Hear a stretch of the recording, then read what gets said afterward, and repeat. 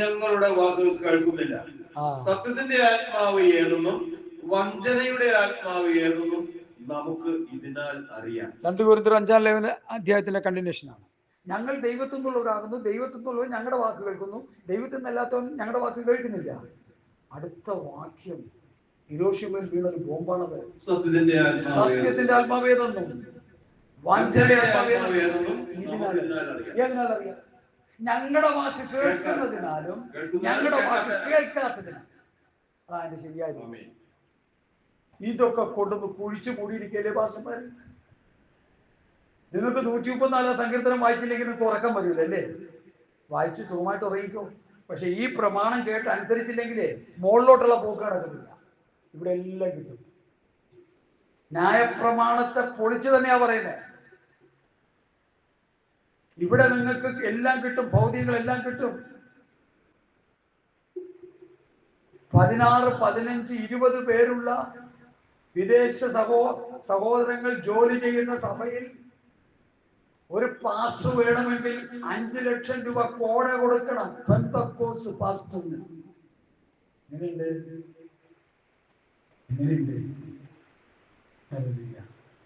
ഒരു പാവം പിടിച്ചാൽ അവന്റെ കഷ്ടത മാറ്റാൻ വേണ്ടി ആ സഭയിലോട്ട് ഒരു ട്രാൻസ്ഫർ അവന് കിട്ടുമോ? ആയുസ് വരെ അവൻ അട്ടപ്പാടി കിടന്ന് അട്ട കടിച്ച് ചാകേണ്ടി വരും. ക്ലാസ് ഓഫീസിൽ കിടന്നുണ്ട്. 5 ലക്ഷം കള്ളപ്രവാചകന്മാരും പുരോഹിതന്മാരുമായ പാസ്റ്റർമാർക്ക് കോട കൊടുത്താൽ അവിടെ സഭയുടെ ചാർജ്. പ്രസ്ഥാനം ഏതുമായിക്കോട്ടെ, എനിക്കറിയില്ല. എനിക്ക് പ്രസ്ഥാനമൊന്നും, ഞാൻ പ്രസ്ഥാനത്തെ കാണുന്ന ആളല്ല. ഞാൻ ദൈവമക്കളെ എനിക്ക് മാനിക്കും. പ്രസ്ഥാനമൊക്കെ പോയില്ലേ, പണ്ടേ പോയില്ലേ. ഞങ്ങളുടെ ഉപദേഷ്ടാവ് പണ്ട് ജീവിച്ചിരുന്ന സമയത്ത് പുള്ളിയോട് പറഞ്ഞ് ഇറങ്ങിപ്പോലെ, മുതിർന്നൊരു സീനിയർ പാസ്റ്റർ ഇറങ്ങിപ്പോലെ, നമുക്കിവിടെ നിന്ന് എല്ലാവരും നന്നാക്കാന്ന് പറഞ്ഞു.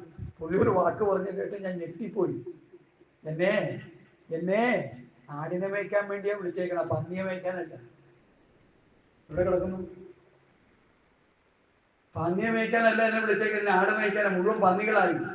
ആടുണ്ടാവുമ്പോ ഞാൻ വരാൻ ഇറങ്ങിപ്പോയി, ഉപദേശം പറഞ്ഞ് മരിച്ചു നിത്യതയിൽ പോയി. ആള് പോയി. ആ ഉപദേശിയോട് പറഞ്ഞുകൊണ്ടിരിക്കുക, ഈ പന്നിയെ മേയിച്ചുകൊണ്ടിരിക്കാതെ ആടിനെ മേയ്ക്ക്. ഈ പന്നിയെന്ന് പറഞ്ഞാൽ എന്താണ്? ഒരു കേരളത്തിൽ കൊടുക്കില്ല. അല്ല സോറി, പത്രോസിന്റെ 2-ാം ലേഖനം. ഇത് പറഞ്ഞു പോകുമ്പോൾ ഇന്നത്തെ പ്രാർത്ഥനയൊക്കെ നീണ്ടുപോകും കേട്ടോ. ഒന്നും പേടിക്കേണ്ടും വേണ്ട, കുഴപ്പമൊന്നുമില്ല, നമുക്ക് പോകാം, പെട്ടെന്ന് പോകാം. പത്രോസിന്റെ 2-ാം ലേഖനം. തെളിയിക്കണ്ടേ പന്നി ആരാന്ന് തെളിയിക്കണ്ടേ? പന്നിയും പട്ടി ആരാന്നൊക്കെ തെളിയിക്കുന്ന ആത്മീയകുളത്തിൽ ഇഷ്ടംപോലെ കിടപ്പുണ്ട് ഇത്തുകൾ. ഇതൊന്നും ആരും പറയത്തില്ല, പേടിച്ചാരും ഒന്നും പറയത്തില്ല. അതിന്റെ 2 പത്രോസിന്റെ ലേഖനം 2-ാം അധ്യായത്തിന്റെ 19 മുതൽ 22 വരെയുള്ള വാക്യം. ഞങ്ങൾ തന്നെ നാശത്തിന്റെ അടിമകളായിരിക്കെ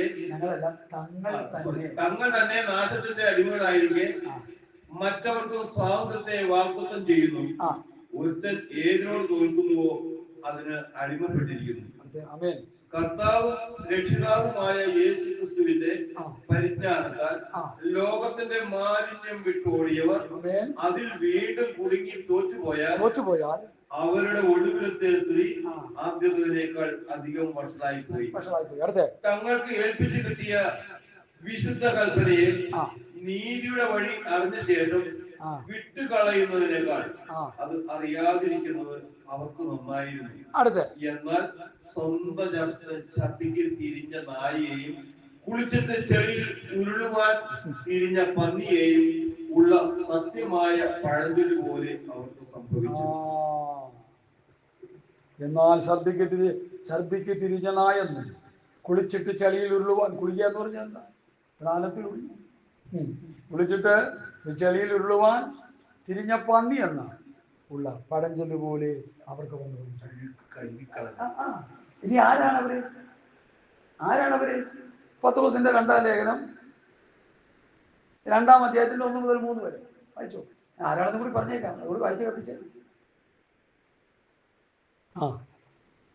എന്നാൽ കള്ളപ്രവാചകന്മാരും ജനത്തിന്റെ ഇടയിൽ ഉണ്ടായിരുന്നു. അങ്ങനെ നിങ്ങളുടെ ഇടയിലും ദുരുപദേശകന്മാർ ഉണ്ടാകും. അവർ നാശകരമായ മതഭേദങ്ങളെ നുഴയിച്ച് തങ്ങളെ വിലയ്ക്ക് വാങ്ങിയ നാഥനെ തള്ളിപ്പറഞ്ഞ് തങ്ങൾക്ക് തന്നെ ശീഘ്രനാശം വരുത്തും.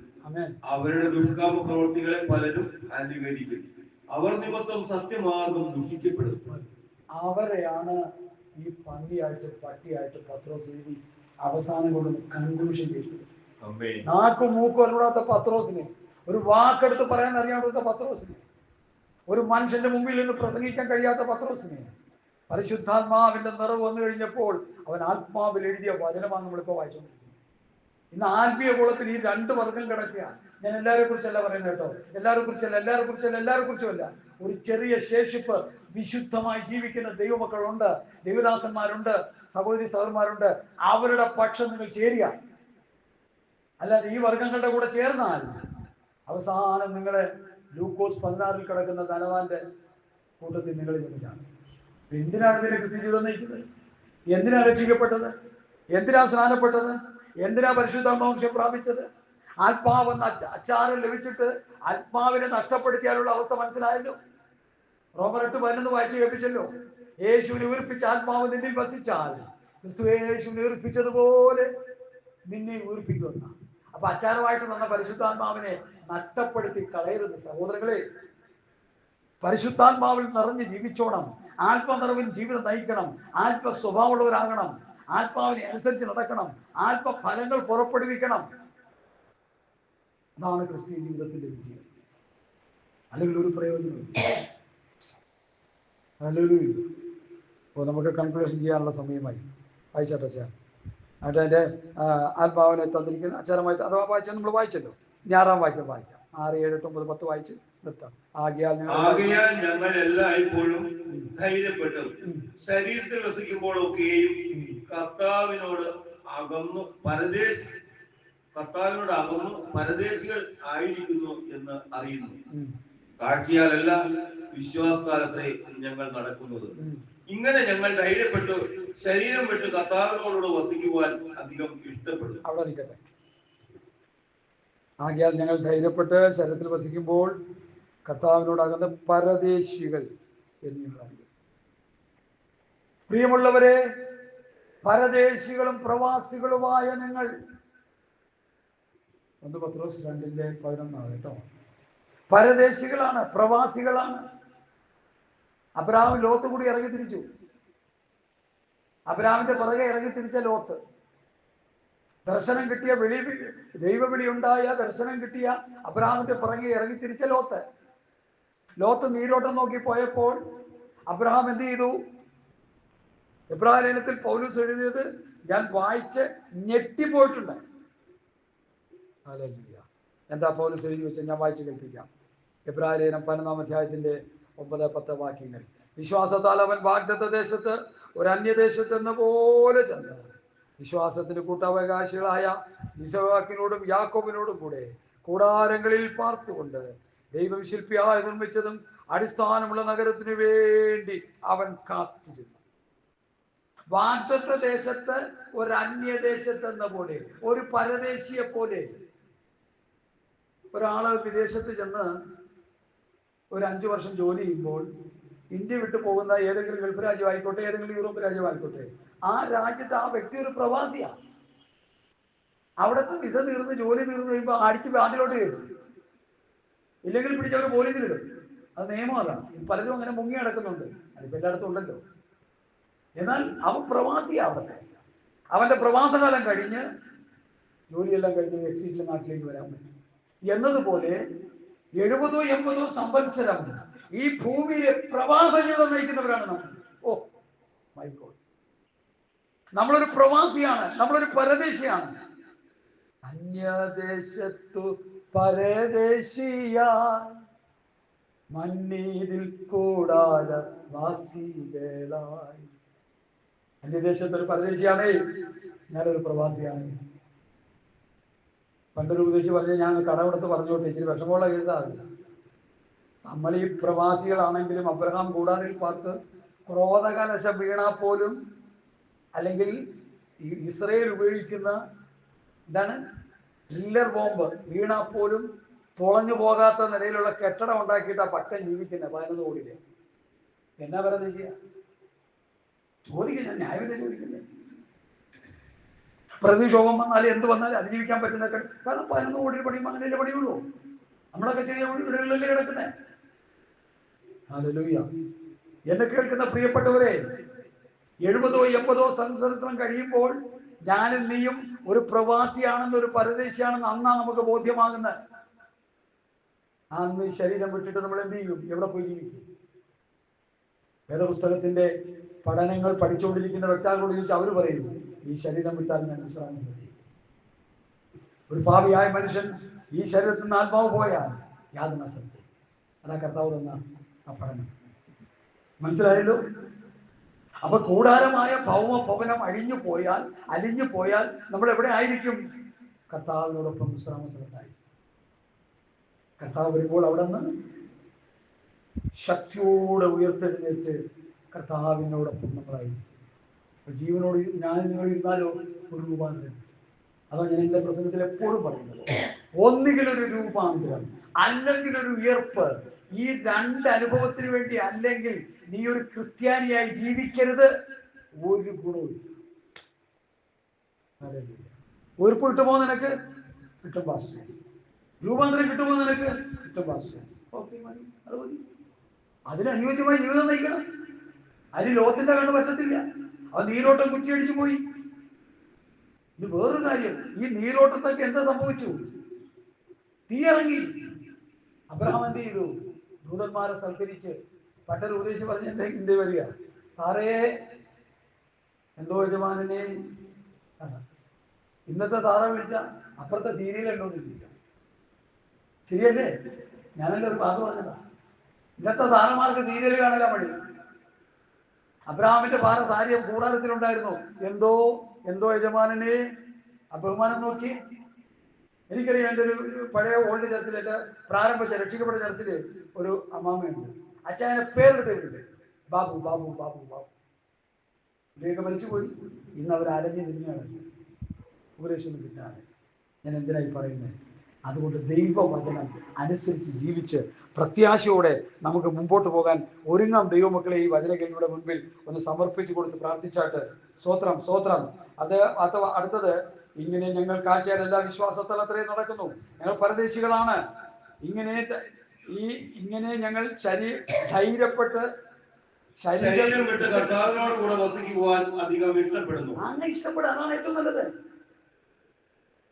ചെല്ലിപ്പോ വിചാരിക്കണം, എന്താ ഞാൻ എൻ്റെ മൂത്ത മോളുടെ അവിടെ പോയി കുറച്ചാണ് ജീവിക്കുന്നു. ജീവിച്ചു. ശരീരം വിട്ട് അവിടെ പോയി ജീവിക്കും. മൂത്ത മോട്ട് ജീവിക്കണം. ഞാൻ വലിയ എതിരാണ്. ശരീരം വിട്ട് അവിടെ ജീവിക്കും.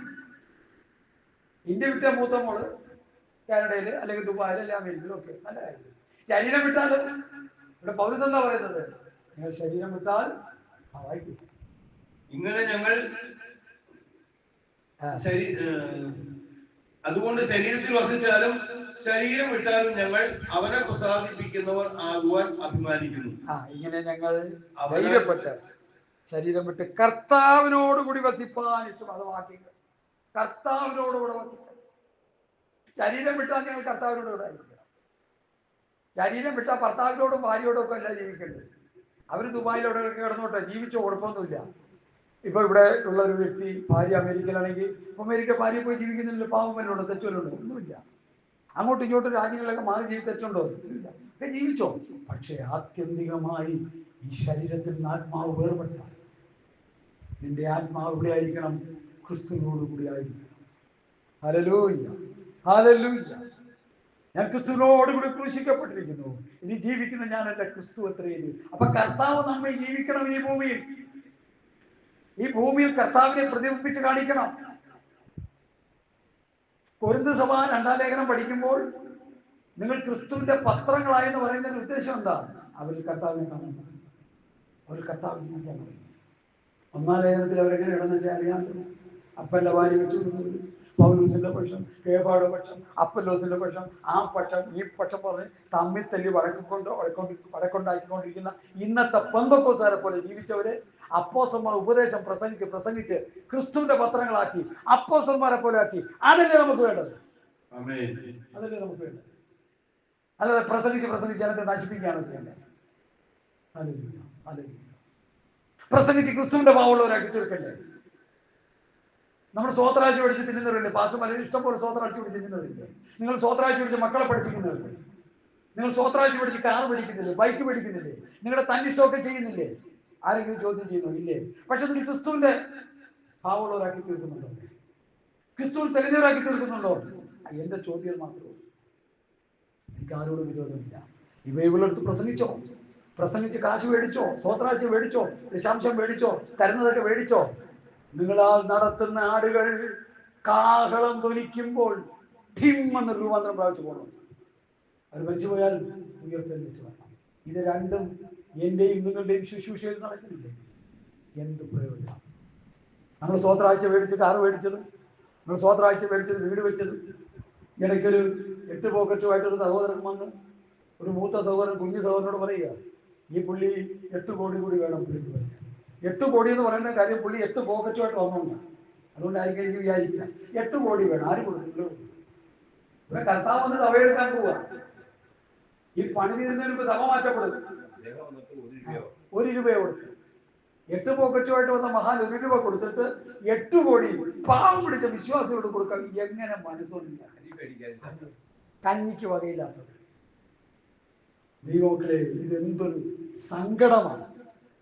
നിങ്ങൾ വിചാരിക്കും ഞാനിങ്ങനെ ഇച്ചിരി രോഷമായിട്ട് പ്രസംഗിക്കാം. എനിക്ക് ഇത് കേൾക്കുമ്പോൾ എങ്ങനെ രോഷം വരാതിരിക്കും? ഞാനൊരു കർത്താവിന്റെ ദാസനാണെന്നേ. ഞാനൊരു പൊളിറ്റിക് ടീച്ചറല്ല. ഞാനൊരു ആത്മീയ ശുശ്രൂഷ ചെയ്യുന്ന ആളാണ്.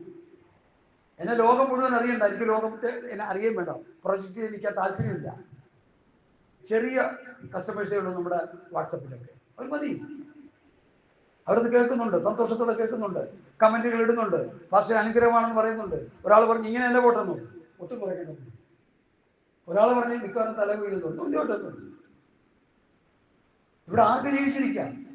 ഇന്നത്തെ പത്രത്തിൽ കണ്ട വാർത്ത കേൾക്കണോ? സോഷ്യൽ മീഡിയയിൽ ഏത് സമയത്തും മുല്ലപ്പെരിയാർ പൊട്ടി, കോട്ടയം, എറണാകുളം, പിന്നെ ആലപ്പുഴ, തൃശ്ശൂർ ജില്ലകൾ ആമയും വിശ്വസിച്ചു. അതിന് മുമ്പ് തലവിട്ട് കൊണ്ടുപോയി പോട്ടെ. എന്റെ ദൈവമക്കളെ, അതുകൊണ്ട് എനിക്കൊന്ന് പറയാനുള്ളൂ. പൗലൂസിന്റെ പ്രത്യാശ, പൗലൂസിന്റെ ജീവിതത്തിലെ വീക്ഷണം ദൈവമക്കൾ ഒപ്പിയെടുക്കണം. പൗലൂസ് പറയുമ്പോൾ പൗലൂസ്, പത്രോസ്, യോഹന്നാൻ, യാക്കോബ് ആദ്യമായ അപ്പോസ്തലന്മാരുടെ കാഴ്ചപ്പാടുകൾ നമ്മൾ ഒപ്പിയെടുക്കണം. ഞാൻ കൺക്ലൂഷനിലേക്ക് വരിക. ഇങ്ങനെ ഞങ്ങൾ അധൈര്യപ്പെടാതെ ശരീരം വിട്ട് കർത്താവിനോട് കൂടി വസിപ്പാൻ അധികം ഇഷ്ടപ്പെടുന്നു.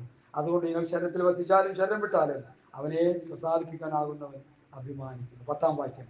അവനവൻ ശരീരത്തിൽ ഇരിക്കുമ്പോൾ ചെയ്തത് നല്ലതാകിലും തീയതാകിലും അതിന് തക്കവണ്ണം പ്രാപിക്കേണ്ടതിന് നാം എല്ലാവരും ക്രിസ്തുവിന്റെ ന്യായാസനത്തിന്റെ മുമ്പാകെ വെളിപ്പെടേണ്ടതാകുന്നു. ജാതികളുടെ കാര്യമല്ല. രക്ഷിക്കപ്പെട്ട് സ്നാനപ്പെട്ട് പരിശുദ്ധാംശം പ്രാപിച്ച് പാട്ടും പാടി കർത്താവിനെ ആരാധിച്ചുകൊണ്ടിരിക്കുന്ന വിശുദ്ധ ജനത്തോട് പറയുകയാണ്, നിന്റെ പ്രവൃത്തികളെ ന്യായം വിധിക്കുന്ന ക്രിസ്തുവിന്റെ ന്യായാസനത്തിന് മുൻപാകെ നിൽക്കുന്നു. സർവഭാവികളും വെളിപ്പാട് പുസ്തകത്തിൽ അവർക്ക് വേണ്ടി വെച്ചിരിക്കുന്ന ന്യായാസനത്തിന് മുൻപാകെ അവർ വെളിപ്പെടുമ്പോൾ, രക്ഷിക്കപ്പെട്ടവരെ ക്രിസ്തുവിന്റെ ന്യായാസനത്തിന് മുൻപാകെ ഞാനും നീയും വെളിപ്പെടേണ്ടതാണെന്നുള്ള ഓർമ്മ നമുക്കുണ്ടാകണം. നിന്റെ പ്രവൃത്തികളെ ന്യായം വിധിക്കും, നിന്റെ ചിന്തകളെ ന്യായം വിധിക്കും, നിന്റെ സംസാരങ്ങളെ ന്യായം വിധിക്കും, നിന്റെ വിസറ്റൂറുകളെ എല്ലാത്തിനെയും ന്യായം വിധിക്കും. ഇപ്പൊ ഇവിടെ കുറെ ക്യാമറ ഇറങ്ങിയിട്ടുണ്ട്. എനിക്ക് തോന്നുന്ന ഒരു 5 വർഷമോ 6 വർഷമൊക്കെ ആയിട്ടുള്ള ക്യാമറ ഇറങ്ങിയിട്ട് ലോകം മുഴുവൻ ക്യാമറ കൊണ്ട് നിറച്ചിരിക്കുക. ഞങ്ങളുടെ വീട്ടിലെ അനിയനും ഞങ്ങളുടെ വീട്ടിലെ ചേട്ടൻ്റെ വീട്ടുകാരും എല്ലാം ക്യാമറയാണ്. ഞങ്ങളുടെ വീട്ടിൽ മാത്രമേ. അപ്പൊ ഞാനൊരു സ്വർഗീയ ക്യാമറ നമുക്കുള്ള പിന്നിലിരിക്കുകയാണ്. നല്ല കാര്യം, ഞാനതിന് എതിർപ്പ് പറയുന്നില്ല. പക്ഷേ ഏതൻ പൂങ്കാവനത്തിൽ ആദാമും അവയും അരുതെന്ന് പറഞ്ഞത് ചെയ്തപ്പോൾ സ്വർഗീയ ക്യാമറയിൽ അത് ഒപ്പിയെടുത്തു. സ്വർഗത്തിലെ ദൈവത്തിൻ്റെ ഒരു ക്യാമറയുണ്ട്. ഞാൻ ആ വാക്യം പറഞ്ഞുതരാം. യഹോവയുടെ കണ്ണ് ഭൂമിയിലൊക്കെ കൂടാടി സഞ്ചരിച്ചു കൊണ്ടിരിക്കുന്നു, ആകാത്തവരെയും നല്ലവരെയും നോക്കിക്കൊണ്ടിരിക്കുന്നു. എന്നെ കേൾക്കുന്ന സഹോദരങ്ങളെ, നമ്മുടെ ജീവിതത്തിന്റെ പ്രവൃത്തികളെ മുഴുവൻ നോക്കി കാണുന്ന ഒരു ദൈവമുണ്ട്.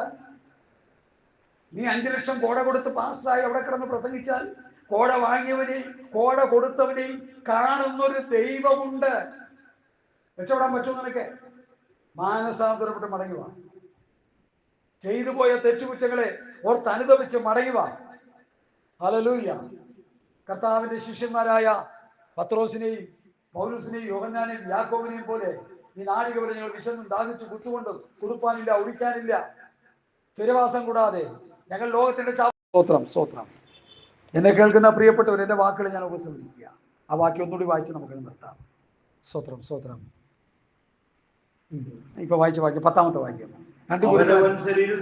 അവനവൻ ഞാനും നിങ്ങളും ശരീരത്തിലിരിക്കുമ്പോൾ ചെയ്തത് നല്ലതാകിലും തീയതാകിലും അതിന് തക്കവണ്ണം പ്രാപിക്കേണ്ടതിന് ക്രിസ്തുവിന്റെ ന്യായാസനം വെളിപ്പെടും. നമ്മൾ ജീവിതത്തിലെ ദൈവത്തിന് അത് കാണാൻ പറ്റുമെന്നുള്ള ചിന്ത നമുക്കുണ്ടാകണം. നമ്മുടെ കാഴ്ചയ്ക്ക് മറഞ്ഞിരിക്കുന്ന കാര്യങ്ങൾ സ്വർഗത്തിലെ ദൈവം കാണുന്നു എന്നൊരു ചിന്ത നമുക്കുണ്ടാകണം. അല്ലെങ്കിൽ അത് ദുഃഖകരമാണ്. ആ വാക്യം ഒന്നുകൂടി വായിച്ചു നിർത്തുകയാണ്. ഒന്നുകൂടി വായിക്കാം. അവനവൻ ശരീരത്തിലിരിക്കുമ്പോൾ ചെയ്തത് നല്ലതാകിലും തീയതാകിലും അതിന് തക്കവണ്ണം പ്രാപിക്കേണ്ടതിന് നിനക്ക് നന്മ ചെയ്താൽ നന്മ കിട്ടും, തിന്മ കിട്ടിയാൽ തിന്മ കിട്ടും. നാം എല്ലാവരും ക്രിസ്തുവിന്റെ ന്യായാസനത്തിന്റെ മുമ്പാകെ വെളിപ്പെടേണ്ടതാകുന്നു. കൊരിന്ഥ സഭ ക്രിസ്തുവിന്റെ ന്യായാസനത്തിന് മുമ്പ് വെളിപ്പെടുമെന്ന് പറഞ്ഞ് നടക്കുക ഇന്ന് ഓരോരുത്തരും. കൊരിന്ഥ സഭയല്ല, ഈ ഭൂമിയിൽ കർത്താവിന്റെ സഭയാണെന്ന് ആരെങ്കിലും വിലയിരുത്തുന്നുണ്ടെങ്കിൽ, വിശ്വസിക്കുന്നുണ്ടെങ്കിൽ, നിങ്ങളെല്ലാവരും ക്രിസ്തുവിന്റെ ന്യായാസനത്തിന് മുൻപാകെ വെളിപ്പെടും. ഇന്നത്തെ സഭകളാണോ പാസ്റ്റേ? അല്ലവേ അല്ല. ഇന്നത്തെ സഭകളല്ലെന്ന്. ക്രിസ്തുവിന്റെ പ്രമാണം, ക്രിസ്തുവിന്റെ ഉപദേശം അനുസരിച്ച് ജീവിക്കുന്ന, കർത്താവായ യേശു ക്രിസ്തുവിന്റെ പത്തിവചനവും ഭക്തിക്കും ഉപദേശം അനുസരിച്ച് ജീവിക്കുന്ന സഭകൾ. പുതിയ നിയമസഭയുടെ 6 പദം പ്രവൃത്തി 2. 3000 പേര് രക്ഷിക്കപ്പെട്ടു, ഹൃദയത്തിൽ കുത്തുകൊണ്ട് രക്ഷിക്കപ്പെട്ടു വന്നു. ഒരു അപ്പോസ്തലന്മാരുടെ ഉപദേശം കേട്ട് കൂട്ടായ്മ മരിച്ച് അപ്പം നുറുക്കി പ്രാർത്ഥിക്കുമ്പോൾ അവരെ കർത്താവ് തന്റെ സഭയോട് ചേർത്തു. ഇന്ന് കാണുന്ന ഈ പേരിൽ കാണുന്ന സഭകളൊക്കെ കർത്താവിന്റെ സഭയാണ് നിങ്ങൾ എന്നോട് ചോദിച്ചാൽ ഞാൻ പറയും അല്ലവേ അല്ല. നിങ്ങൾ പണങ്ങല്ലേ? ആ ക്രിസ്തുവിന്റെ പ്രമാണം അനുസരിച്ച് ജീവിക്കുന്നവരാണെങ്കിൽ തർക്കമല്ലോ, ഒരു കുഴപ്പമില്ല. ഏത് പേരിലെങ്കിലും നിന്നു. പക്ഷേ അപ്പോസ്തലന്മാരുടെ ഉപദേശം കേട്ട് കൂട്ടായ്മ മരിച്ച് അപ്പം നുറുക്കി പ്രാർത്ഥന കഴിച്ച് നമുക്ക് മുൻപോട്ട് പോകാം. കർത്താവ് വരാറായി, നമ്മൾ ചേർക്കാൻ നേരമായി. കൂടാരമായ ഭൗമഭവനം അടിഞ്ഞു പോയാൽ കൈപ്പണിയല്ലാത്ത നിത്യദാനമായ ഒരു കെട്ടിടം സ്വർഗത്തിലുണ്ടെന്ന് പൗലോസ് അറിഞ്ഞു. നമ്മളത് അറിയണം, അതിനുവേണ്ടി ജീവിക്കണം. അതിനായിട്ട് കർത്താവ് നമ്മെ സഹായിക്കട്ടെ. ഈ എളിയ സന്ദേശം അതിനുവേണ്ടി ദൈവം നമുക്ക് തന്നിരിക്കുകയാണ്. തട്ടിക്കളയരുത്. അത് കേട്ടനുസരിച്ച് ജീവിച്ച് നിത്യതയ്ക്ക് കൊണ്ട് ഒരുങ്ങുവാൻ സർവശക്തനായ കർത്താവ് നമുക്ക് കൃപ തരട്ടെ എന്ന് പറഞ്ഞ് എൻ്റെ വാക്കുകളെ ഉപസംഹരിക്കുന്നു. കർത്താവ് വിവരങ്ങളാൽ നമ്മെ അനുഗ്രഹിക്കട്ടെ. ആമേൻ ആമേൻ ആമേൻ ആമേൻ. പ്രാർത്ഥിച്ചാണ്. നല്ല ദൈവമേ, സ്വർഗ്ഗീയ പിതാവേ, ഈ വിശുദ്ധ പകൽക്കാലം ഞങ്ങൾക്ക് ദൈവസന്നിധിയിലായിരിക്കാൻ കർത്താവ് തന്ന വിലപ്പെട്ട സന്ദർഭത്തെ ഓർത്ത് നന്ദിയോടെ സ്തോത്രം ചെയ്യും. ജൂൺ മാസം 1-ാം തീയതി കർത്താവിൻ്റെ സന്നിധിയിൽ നിന്ന് വചനങ്ങളെ പ്രാപിക്കുവാൻ കർത്താവ് ഞങ്ങൾക്ക് തന്ന ഭാഗ്യത്തെ ഓർത്ത് നന്ദിയോടെ സ്തോത്രം. കർത്താവെ, ഞങ്ങൾ കുറവുള്ളവരാണ്, ഞങ്ങൾ ബലഹീനരാണ്. യാക്കോബ് പറയുന്ന പലരും തെറ്റിപ്പോകാതിരിപ്പാൻ വേണ്ടുന്ന വചനത്തിന്റെ വെളിപ്പാടുകൾ ഇന്ന് പകലിൽ സർവശക്തനായ ദൈവം അവിടുത്തെ വചനത്തിലൂടെ ഞങ്ങളെ കേൾപ്പിച്ചല്ലോ. ഇത് പുറംകാലം കൊണ്ട് തട്ടിക്കളയാതെ ഈ വചനങ്ങളനുസരിച്ച് ജീവിച്ച് നിത്യതയ്ക്ക് വേണ്ടി ഒരുക്കുവാൻ, അനേകരെ ഒരുക്കുവാൻ, കർത്താവിൻ്റെ വരവിൽ സ്വത്രം നല്ല ദാസനെ നല്ല ദാസി എന്നുള്ള വിളി കേൾപ്പാൻ, ഇവിടെ കയറി വരിക എന്ന് പറയുമ്പോൾ സന്തോഷത്തോടെ കർത്താവിൻ്റെ സ്ഥലം നിൽക്കുവാൻ അടിയങ്ങളെ പ്രാപ്തരാക്കണമേ കർത്താവ്. പ്രാർത്ഥനയായിട്ട് അങ്ങനെ ചെയ്യുന്നതുകൊണ്ട് സ്വത്രം. സർവമഹത്വവും പിതാവേ യേശുവിന്റെ നാമത്തിൽ അപേക്ഷിക്കുന്നു. കരുണയോട് കേൾക്കണം നല്ല പിതാവേ. ആമേൻ.